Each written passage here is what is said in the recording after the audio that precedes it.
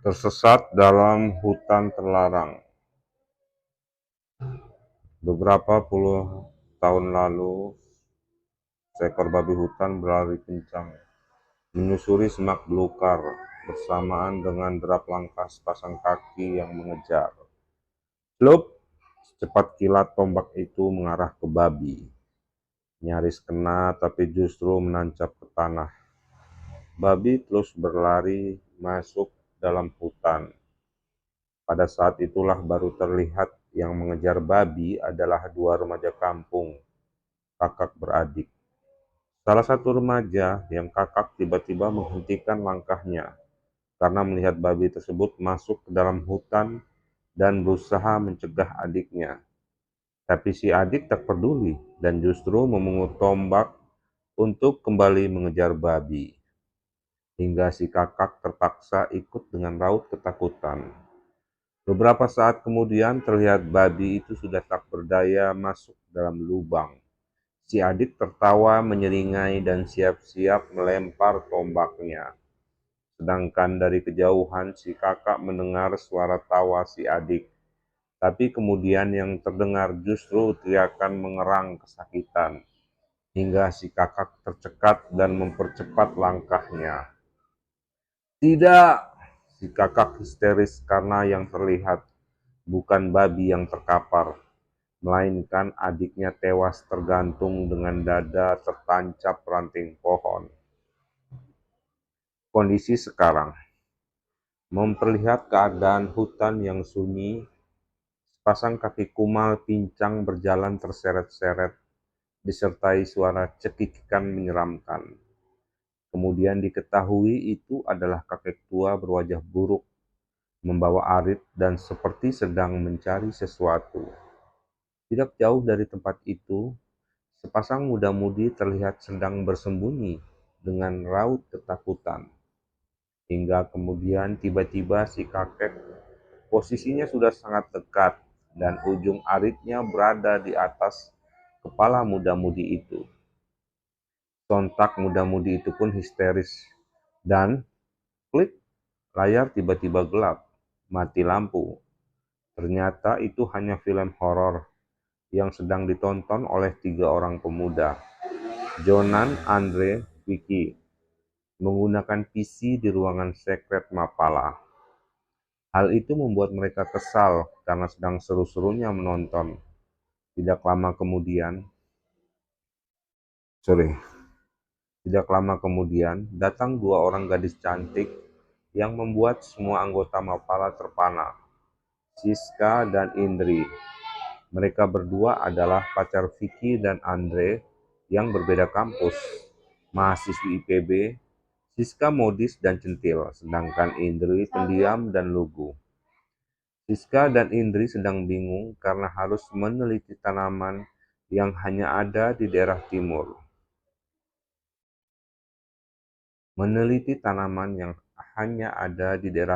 Indonesia, dan salah satunya ada di Ruteng, Flores. Itu pun letaknya di gunung. Mendengar kata gunung, langsung membuat Andre, Jonan, Vicky senang, karena kebetulan mereka sedang mencari lokasi pendakian di luar Jawa. Di lokasi lain, pinggir hutan, beberapa muda-mudi berboncengan naik motor sambil tertawa-tawa, rusuh dan mengarah masuk ke dalam hutan. Mereka juga sempat mencoret-coret pohon dan jalan. Ternyata hal itu diperhatikan sepasang mata dengan sorotan tajam dan ada jari gemetar memegang gagang parang. Kemudian terlihat jika di semak-semak, muda-mudi itu sedang asik bercumbu, mabuk-mabukan dan bersenda gurau antara mereka. Hal itu bersamaan dengan kondisi hutan yang semakin menyeramkan. Angin berhembus kencang dan seperti ada mata jahat yang memperhatikan muda-mudi ini. Muda-mudi itu ketakutan dan langsung terdiam karena hembusan angin semakin kencang dan hutan semakin menyeramkan. Seperti ada bayangan sekelebat yang berpindah-pindah dari pohon. Dan ketika suasana semakin mencekam, tiba-tiba datang seorang bapak, nantinya diketahui bernama Nimus, dengan nafas terengah-engah. Soratan matanya tajam melihat muda-mudi itu. Dan saat itu baru terlihat jarinya lah yang tadi gemetar memegang gagang parang. Nimus dengan penuh amarah kemudian mengusir muda-mudi ini dengan mengacungkan parang hingga mereka lari terbirit-birit. Dalam pelarian, muda-mudi ini tersesat hingga menjadi sangat ketakutan dan tiba-tiba langsung histeris seperti melihat sesuatu yang sangat menyeramkan. Sedangkan di lokasi lain, Andre CS sampai ke kampung di pinggiran Gunung Ranaka. Banyak masyarakat yang heran dengan kehadiran mereka, tapi mereka mencoba bersikap ramah. Bersamaan dengan itu, di beberapa rumah penduduk sedang diadakan upacara kematian, dan ternyata itu adalah kematian beberapa muda-mudi yang waktu itu tersesat di hutan. Pada saat berjalan, tanpa sengaja Andre menyenggol seorang anak kampung pencari kayu bakar. Andre pun meminta maaf, tapi anak kecil itu hanya tersenyum, kemudian terus berjalan. Di depan sebuah gubuk tua, Nimus sedang mengasah parang dengan raut dingin. Kemudian dia melihat arak-arakan warga yang membawa keranda mayat ke kuburan. Sembari tetap mengasah parangnya, Nimus berucap tenang. Sekali lagi kesalahan terjadi di hutan itu. Sekali lagi nyawa hilang sia-sia karena kebodohan mereka sendiri. Seorang warga terkejut ketika tahu tujuan Andre CS menuju Gunung Ranaka, karena jalur menuju gunung itu masih ditutup semenjak kematian muda-mudi itu. Hal ini membuat Siska dan Indri galau. Galau karena mereka hanya punya waktu beberapa hari lagi untuk menyelesaikan penelitian. Tapi Jonan, Andre, dan Vicky justru penasaran setelah mendengar cerita warga jika muda-mudi ini mati karena dibunuh oleh roh penunggu hutan. Warga kemudian mengantarkan Andre CS ke seseorang yang kenal betul dengan Seluk Gunung Ranaka.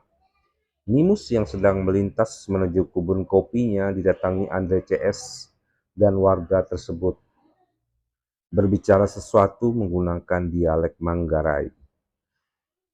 Kemudian cukup lama Nimus memandang Andre CS hingga membuat mereka heran.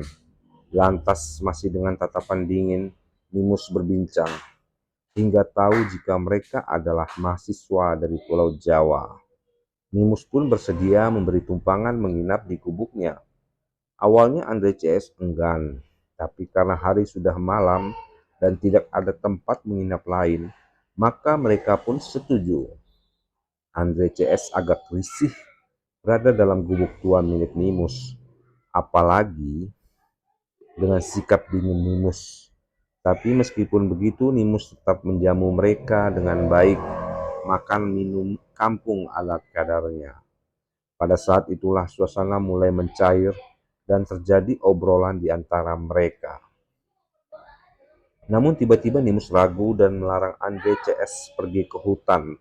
Sampai akhirnya Andre memujuk Nimus bahwa tujuan mereka untuk penelitian. Nimus terdiam kemudian setuju untuk mengantarkan mereka ke Gunung Ranaka. Tapi sekali lagi Nimus menekankan supaya mereka tidak berbuat macam-macam dan tidak boleh memasuki wilayah hutan adat, karena kalau tidak tanggung sendiri akibatnya.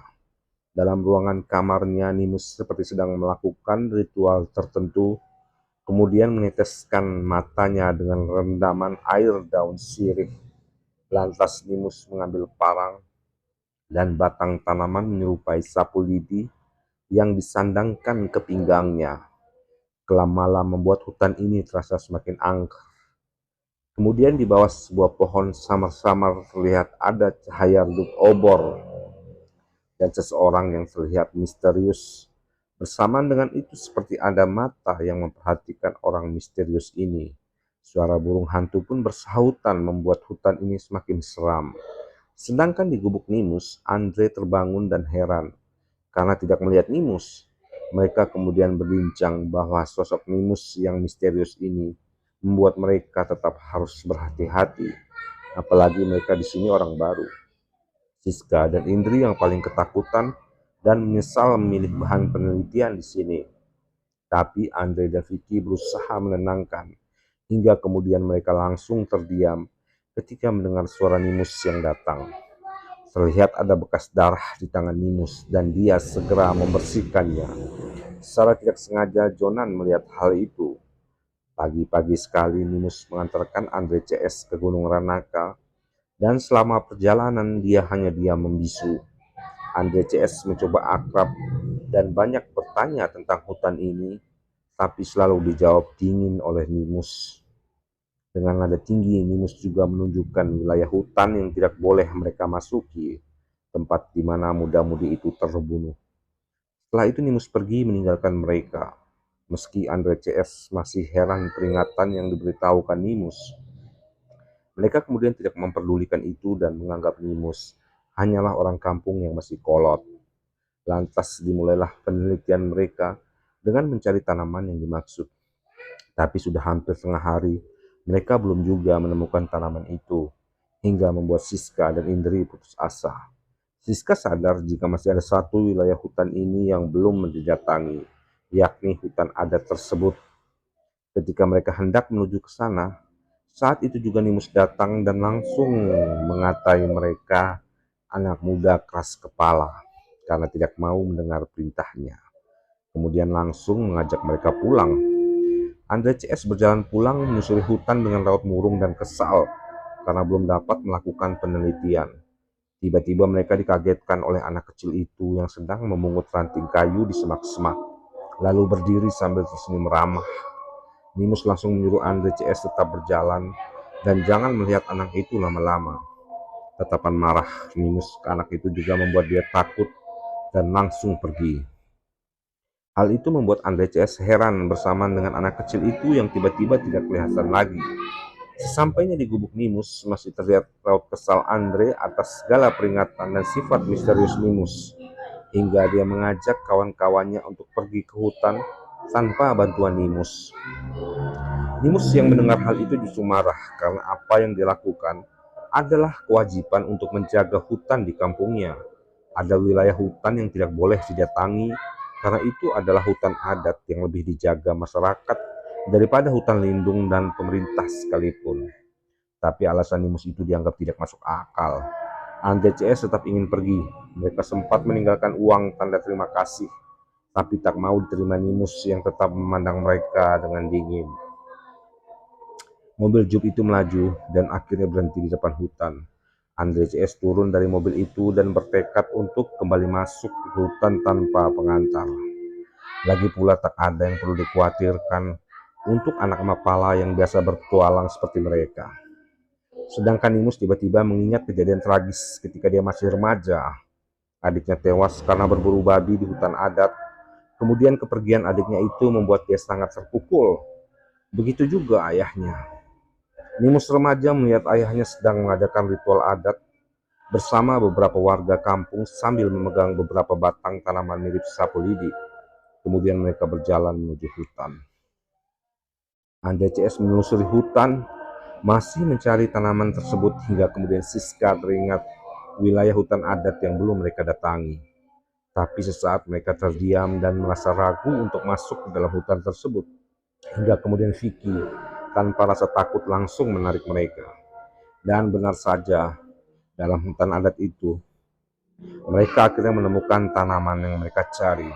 Pohon yang pernah... Wait.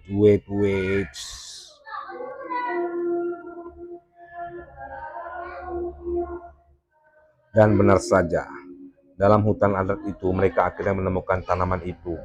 Pohon yang pernah digunakan orang misterius untuk melakukan ritual. Tapi Indri ternyata melupakan lembaran data-data penelitian di rumah Nimus hingga terpaksa dia harus kembali lagi ke rumah Nimus dan Andre bersedia menemani. Sedangkan Jonan, Vicky, dan Siska tetap menunggu di hutan. Nimus berjalan tergesa-gesa, tapi terlihat waspada menyusuri hutan sembari memegang parangnya. Kemudian dia seperti melihat seseorang dari kejauhan hingga semakin mempercepat langkahnya. Bersamaan dengan itu ketika berjalan keluar menyusuri hutan adat, Andre kebelet kencing dan tanpa pikir panjang langsung kencing di sebuah pohon besar yang ada di sekitarnya. Tiba-tiba kakinya tertarik hingga membuat dia terjatuh dan terseret. Indri pun langsung histeris dan tak tahu harus berbuat apa. Lantas Indri sepertinya melihat apa yang menyebabkan Andre terjatuh. Hingga seketika itu juga dia langsung pingsan. Sedangkan Andre terseret semakin jauh dan hanya suara teriakannya yang terdengar. Suara teriakan Andre itu samar-samar didengar oleh Vicky, tapi Jonan dan Siska tidak mendengar. Siska tidak mendengar apa-apa dan menganggap Vicky hanya halusinasi karena terlalu sok berani. Mereka lantas mencari tempat peristirahatan di bawah pohon sembari menunggu Indri dan Andre. Terlihat seekor babi berjalan gasak-gusuk di semak-semak bersamaan dengan close-up sepasang kaki yang sedang berjalan. Kemudian diketahui itu adalah Nimus. Sedangkan di lokasi lain Andre sedang terkapar tak sadarkan diri dengan kondisi tubuh kotor dan luka-luka karena diseret. Kemudian datang babi itu yang berjalan mendekati Andre. Beberapa lama kemudian tiba-tiba Andre perlahan membuka matanya sambil menahan perih karena ternyata yang berada di hadapannya justru anak kecil itu sambil tersenyum. Lantas anak kecil itu memegang tubuh Andre hingga kesakitan. Dengan sangat marah, Andre lantas mendorongnya. Hal itu membuat anak kecil ini sedih dan menangis kencang. Andre merasa bersalah dan coba mendekat. Tapi kemudian suara tangisan anak kecil itu tiba-tiba mereda dan wajah Andre terlihat sangat ketakutan. Vicky, Jonan, dan Siska tertidur karena terlalu lama menunggu Indri dan Andre. Lantas sontak Vicky terbangun karena lagi-lagi seperti mendengar suara teriakan Andre. Tapi Jonan dan Siska justru menertawai Vicky karena bisa-bisanya jadi penakut. Namun kemudian mereka juga merasa terlalu lama menunggu Andre dan Indri hingga khawatir dan ingin menyusul. Nimus berjalan melihat sekitar dengan raut wajah yang misterius bercampur emosi. Kemudian terlihat sebuah tas ransel yang nantinya diketahui itu adalah ransel Andre. Lalu Nimus berjalan pergi bersamaan dengan itu. Bersamaan dengan itu, ketika Nimus melewati sebuah pohon, ada darah yang menetes dari atas pohon. Kemudian beberapa saat setelah itu baru terlihat ada si anak kecil sedang bersembunyi memandang Nimus yang berjalan menjauh. Indri masih terbaring tak sadarkan diri. Kemudian datang Nimus dan segera membopongnya. Bersama dengan itu, Jonan dan kawan-kawan terus saja berjalan menyusuri hutan dengan perasaan khawatir mengenai keadaan Andre dan Indri. Hingga mereka akhirnya berpapasan dengan Nimus. Nimus yang sedang membopong Indri posisinya dari kejauhan terlihat seperti sedang bercumbu. Dan tiba-tiba buk! Sebuah boga mentah bersarang di pipi Nimus dan dia tidak sempat menghindar. Ternyata itu dilakukan oleh Vicky karena berprasangka kalau Nimus hendak mencabuli Indri. Lantas di mana Andre? Nimus seperti hendak menjelaskan, tapi Vicky tetap saja kesal dan terus menghajar Nimus. Nimus kemudian membela diri hingga perkelahian semakin seru. Jonan pun tak tinggal diam dan membantu Vicky. Nimus kewalahan, parangnya direbut Vicky yang langsung mengalungkan di leher. Siska mencoba melerai, tapi Vicky sudah kepalang emosi karena dari awal sudah curiga jika Nimus ini misterius. Dari awal sudah membenci Andre. Nimus yang membenci Andre. Nimus hendak menjelaskan tapi kembali dihajar lagi oleh Vicky. Hingga Nimus akhirnya terkapar kalah. Beberapa saat kemudian Indri tersadar dan pergi begitu saja meninggalkan Nimus yang terkapar.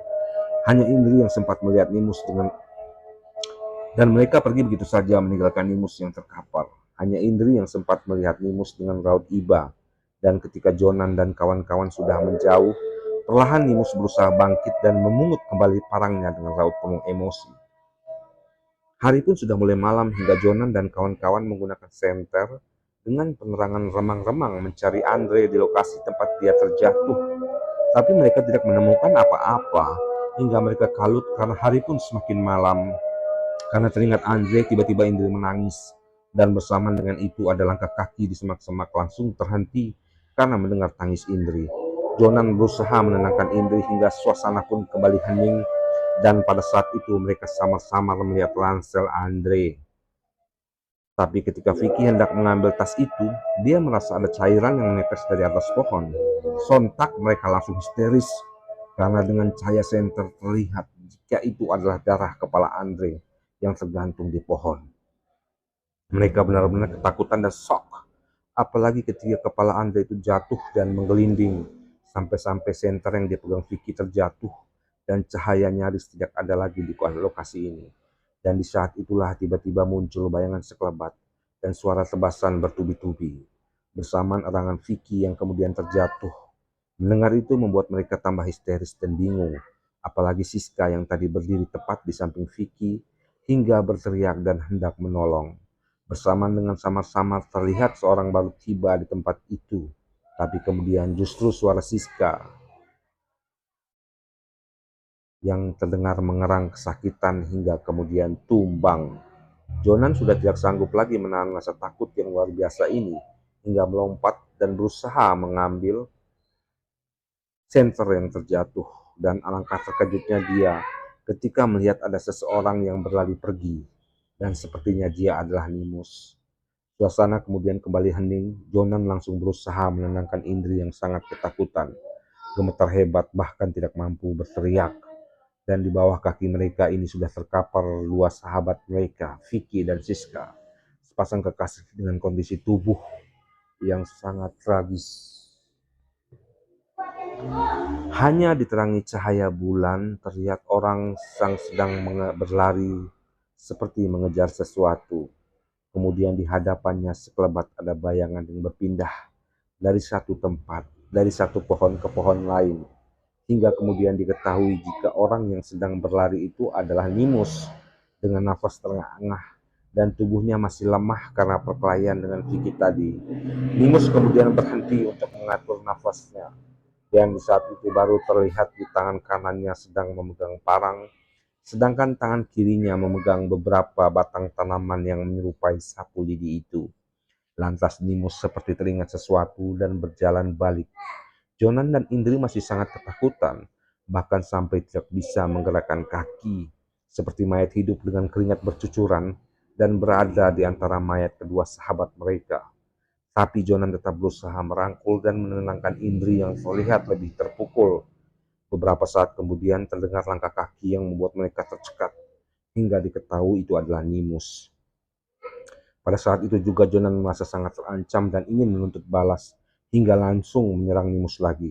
Tapi Nimus langsung menahannya dan dengan sabar berusaha menenangkan Jonan. Tapi Jonan tetap saja berusaha menyerang Nimus dan menuduh dia yang sudah jadi dalang pembunuhan ini.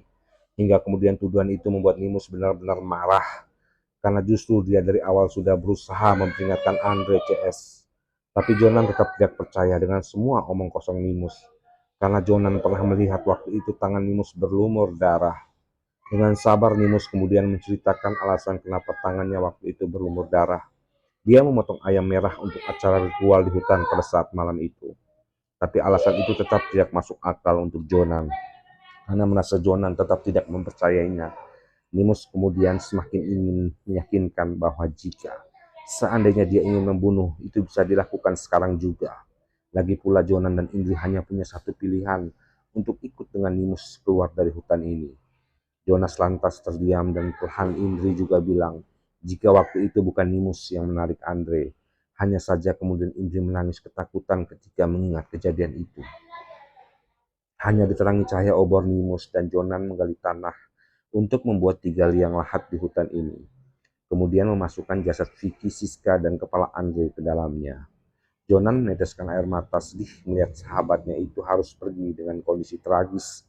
Apalagi Indri yang semakin terlihat sangat trauma dan tiba-tiba menangis hingga membuat Jonan iba dan langsung merangkulnya.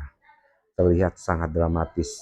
Suara tangisan Indri sepertinya membuat hutan ini gusar, karena tiba-tiba terdengar suara-suara burung, kera, dan binatang hutan lainnya saling bersaut-sautan hingga membuat Nimus, Jonan, dan Indri terdiam. Suasana hutan ini pun kembali hening. Nimus kemudian berbisik untuk segera keluar dari hutan ini. Jonan, Indri, dan Nimus berjalan tergesa-gesa keluar dari hutan, hingga sempat Indri yang tubuhnya lemah hampir terjatuh dan segera ditolong Jonan. Jonan dan Nimus kemudian membantu Indri berjalan. Tapi sebenarnya ada yang terus mengikuti mereka, dan hanya Nimus yang mengetahui itu. Tubuh Andre yang tanpa kepala berdiri dari kejauhan. Mereka terus saja berjalan dan berusaha secepat mungkin keluar dari hutan ini dalam kondisi ketakutan. Akhirnya Jonan dan Indri bisa bernafas lega.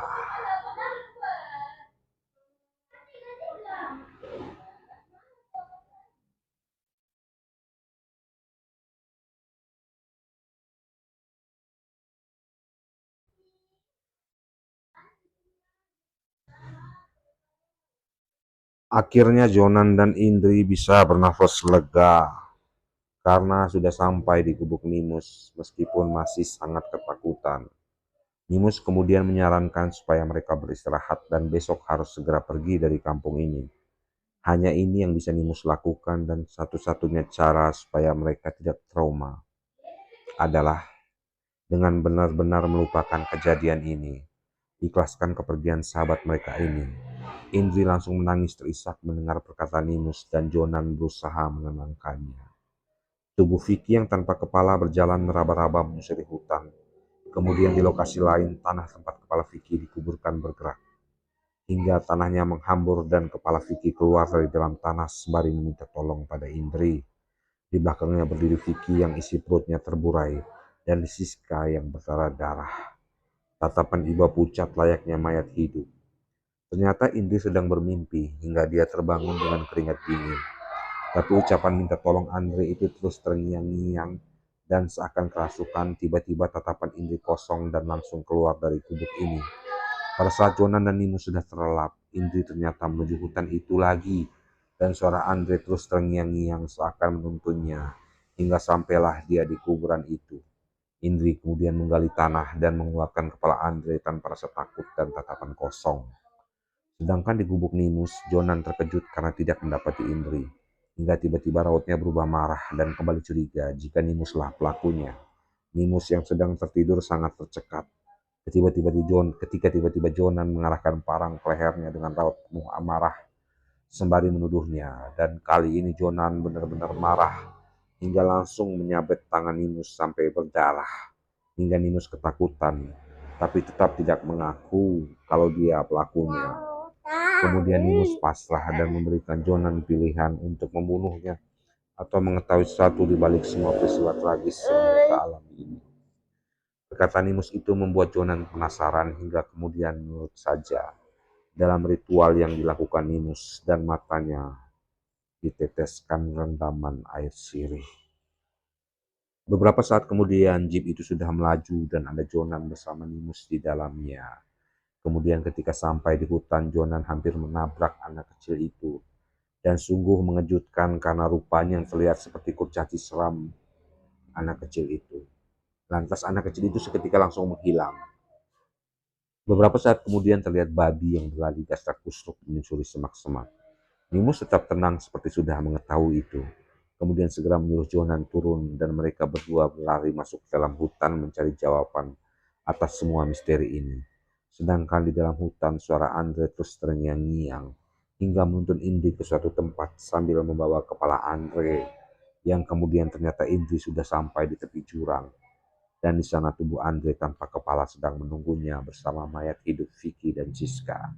Sangat mencekam dan menyeramkan. Di saat itulah Indri baru tersadar dan sangat ketakutan. Tapi belum sempat dia berlari, tangan Andre langsung menariknya. Bersamaan dengan Vicky dan Siska juga saling mendekat, saling berpegangan. Pada saat itulah tiba-tiba Indri seperti menonton tayangan ulang bagaimana pembunuhan itu terjadi. Peristiwa terbunuhnya Andre heran karena suara tangis anak kecil itu tiba-tiba terhenti dan justru menatap Andre dan suaranya berubah menjadi suara arangan menyeramkan bersamaan dengan perubahan wajahnya menjadi kurcaci seram hingga membuat Andre terkejut. Tapi belum sempat Andre menghindar, tiba-tiba kurcaci itu sudah melompat dan langsung menarik kepalanya. Ternyata dia punya tenaga yang sangat kuat. Andre langsung terjatuh dengan kepala terbenam di tanah dan dibenturkan beberapa kali hingga berdarah-darah. Dan Andre setengah tak sadarkan diri. Tidak cukup sampai di situ, kurcaci itu kemudian menarik kepala Andre dengan sangat kuat sampai darah menyemprot lalu mengerang seram sembari melempar kepala Andre ke atas pohon. Peristiwa pembunuhan Vicky dan Siska. Malam itu mereka benar-benar ketakutan dan shock. Apalagi ketika kepala Andre itu jatuh dan menggelinding. Sampai-sampai senter yang dipegang Vicky terjatuh dan cahaya nyaris tidak ada di lokasi ini. Dan di saat itulah tiba-tiba muncul bayangan sekelebat hilang muncul berpindah dari satu pohon ke pohon lain seperti bunglon. Dan ternyata itu adalah kurcaci yang dalam beberapa detik jadi semakin menyeramkan. Tubuh aslinya kelihatan yang ternyata tinggi besar dengan taring dan kuku panjang. Lantas makhluk ini semakin mendekati Vicky hingga tiba-tiba sudah berada di belakang Vicky. Slash, dia menyabet punggung Vicky dengan kuku tangannya berkali-kali dan sangat mengerikan. Seluruh tubuh Vicky tersayat sampai bajunya robek dan mengeluarkan darah. Dan tiba-tiba Siska langsung berlari melindungi Vicky. Akibatnya leher dia yang terkena cakaran makhluk itu hingga langsung tewas seketika. Vicky yang nyaris kondisinya nyaris tewas tak mampu berbuat apa-apa. Vicky semakin habis di sisa hantu itu sampai seluruh isi perutnya keluar dan tak bernyawa lagi. Indri teramat sangat ketakutan setelah mengetahui bagaimana kekasih dan kawannya itu terbunuh. Dan ketika tersadar roh Andre, Vicky, dan Siska hendak menghilang, berkali-kali Indri memanggil Andre sambil menangis, tapi rohnya perlahan-lahan semakin menghilang dan tinggalkan Indri sendiri yang bersedih dan terpuruk. Seketika itu juga tiba-tiba terlihat perubahan pada sikap Indri, seperti kehilangan akal dan berjalan menyusuri hutan penuh ketakutan. Jonan dan Nimus masih menyusuri hutan dengan tergesa-gesa, tapi tetap waspada hingga kemudian mereka masuk ke hutan adat tersebut. Dapat terkejutnya Jonan karena apa yang dia lihat kini bukan seperti penglihatan manusia awam. Banyak makhluk penunggu yang menjalani hutan. Hewan astagfirullah. Panjang-panjang setengah jam gak jadi lah.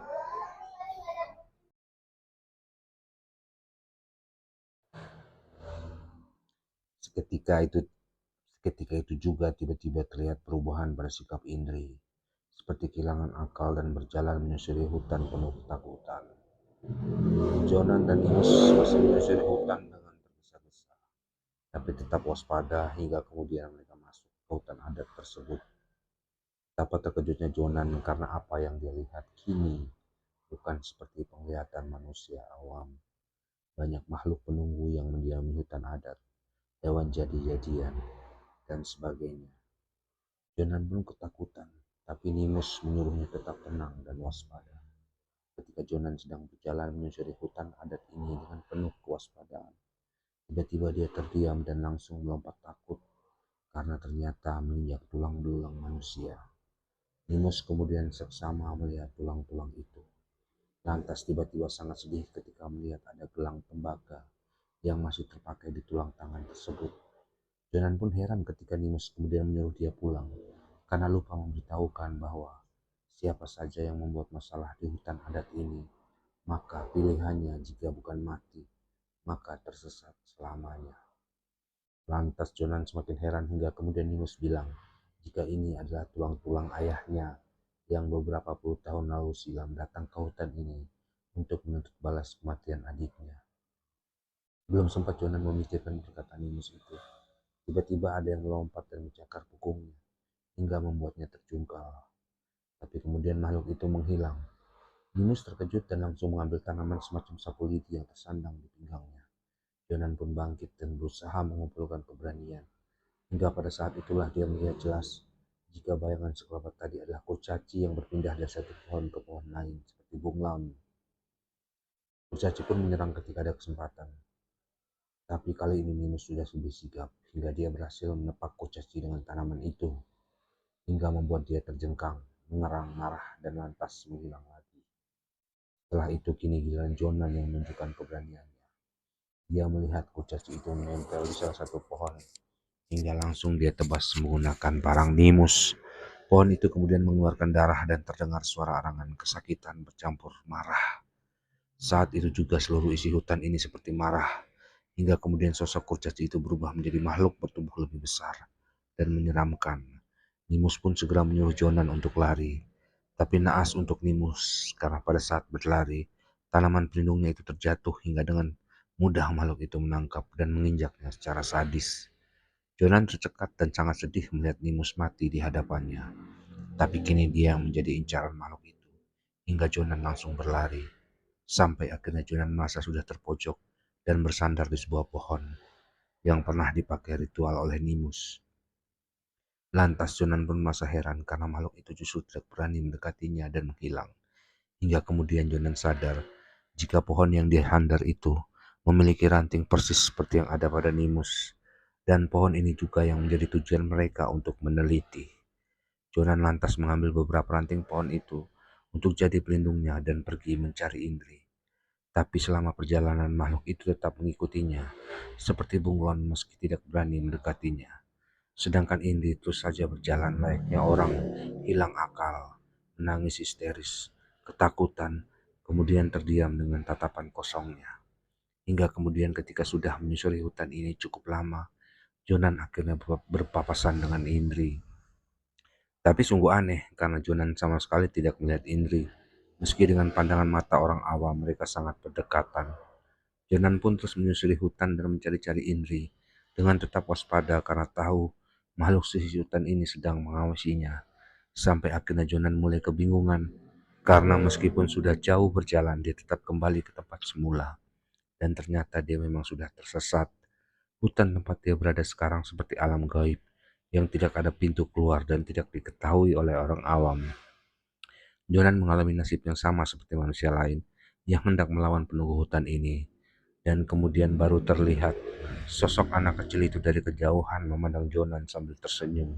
Lantas wajahnya berubah menjadi kurcaci seram dan segera melesat dari satu pohon ke pohon lain. Beberapa hari kemudian, di depan hutan sudah ramai warga dan polisi yang mengamati Jeep Andre CS yang terparkir tanpa pemiliknya. Kemudian dari dalam hutan terlihat ada petugas rumah sakit yang membawa 4 buah tandu bersama 4 mayat. Warga pun langsung histeris melihat mayat Vicky, Siska, Nimus, dan Andre yang kepalanya sudah terpisah. Tandu-tandu itu pun dimasukkan ke dalam beberapa mobil ambulans yang lantas melaju pergi. Sedangkan dari kejauhan, di sudut hutan terlihat ada seorang wanita kumal duduk meringkuk ketakutan, yang kemudian perlahan tertawa terbahak-bahak, layaknya orang gila. Dia adalah Indri.